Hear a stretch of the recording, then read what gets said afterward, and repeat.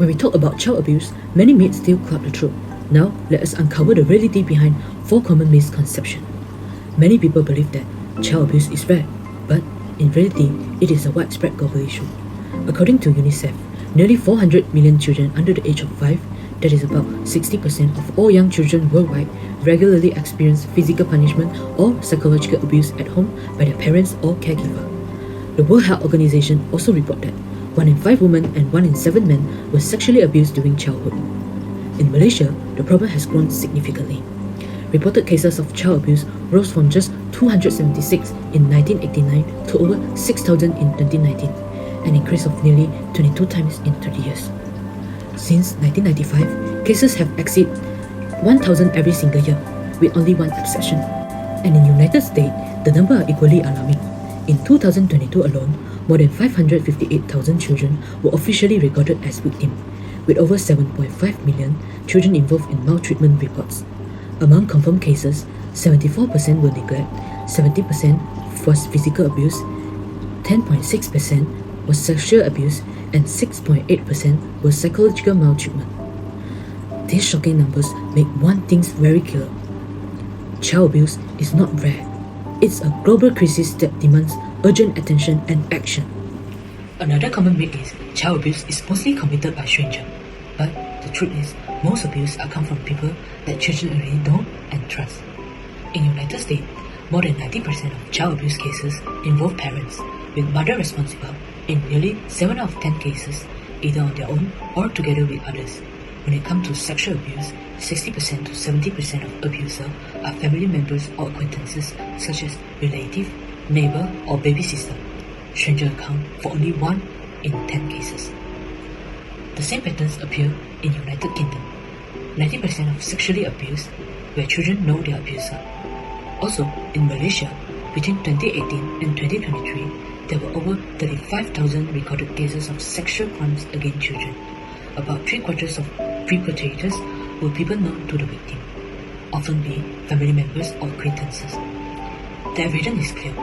The greatest risk doesn't usually come from strangers, but from within a child's own circle of trust. Tragically, the place where children should feel safest, which is home and the community, are often where abuse happens. Well, some people think that children often lie about abuse, but research proved the opposite. The real problem is not false report, but silence. A Malaysian review of 44 studies on child abuse found that the biggest challenge is underreporting. Children frequently stay silent or delay telling the truth because of fear, shame, or intimidation by their abuser. Similarly, Patrick 2019 highlights that child maltreatment affects millions worldwide, yet the main barrier is that victims are often too afraid to disclose, not that they make up strongly.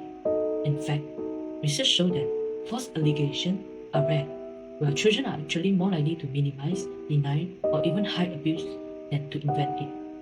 This means that when children do come forward, their voice must be taken seriously. Believing children and creating safe space for them to speak up is essential. The real issue is not lying. It is making sure that children feel safe enough to tell the truth and receive protection. The last common myth in our video today is emotional abuse and neglect are less serious than physical abuse. The truth is, emotional abuse and neglect are critical forms of child maltreatment that can be just as harmful and sometimes even more harmful than physical or sexual abuse. The Child Maltreatment Report 2000 showed that this often invisible form of abuse disrupt children's cognitive, emotional, and social development. This leads to long-term struggle with attachment, self-esteem, and coping. The American Psychological Association 2014 found that children who experience psychological abuse show anxiety, depression, low self-esteem, PTSD symptoms, and even suicidality, at rates equal to or higher than those who went through physical or sexual abuse. Research keeps confirming this. Sherrod 2022 found strong link between emotional maltreatment and serious mental health issues like depression and anxiety. And the 2019 concluded that emotional abuse can be just as damaging and sometimes even more enduring than physical or sexual abuse. So, emotional abuse and neglect, not less serious forms of maltreatment. They are serious threat to a children's well-being and must be recognized, prevented, and addressed with the same urgency as any other form of abuse. Every number you heard today is not just a statistic, it's a kids behind there. So, breaking the myth is the first step. Taking action is the next. Child maltreatment is not just an issue, it's a reality that we must confront. Every child deserves safety, love, and care.